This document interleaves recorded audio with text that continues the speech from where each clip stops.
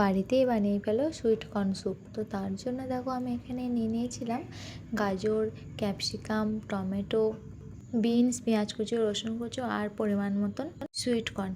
তো প্রথমে আমি কড়াইয়ের মধ্যে ঘি দিয়ে দিয়েছিলাম, তারপর ঘিয়ের মধ্যে প্রথমে দিয়েছিলাম রসুন কুচো, তারপরে পেঁয়াজ আর বাকি সমস্ত সবজিগুলো দিয়ে আমি এগুলো নাড়াচাড়া করে নিয়েছি। তারপর দিয়েছিলাম সুইট কর্ন। সুইট কর্ন আমি হাফ দিয়েছি আর হাফটা আমি মিক্সিতে পেস্ট করে দেবো। তারপর এখানে দিয়ে দিয়েছিলাম পরিমাণ মতো নুন আর গোলমরিচ। তারপরে জল ঢেলে দিয়েছিলাম। জল ঢালার পর যেই মিক্সিতে আমি পেস্টটা বানিয়ে নিয়েছিলাম সেই পেস্টটা আমি দিয়ে দিয়েছিলাম আর দিয়ে দিয়েছিলাম ধনেপাতা কুচো। ধনেপাতা কুচো দিলে কিন্তু সেন্টটা খুব ভালো হয়। দেখো এখানে আমার সেদ্ধ হয়ে গেছে।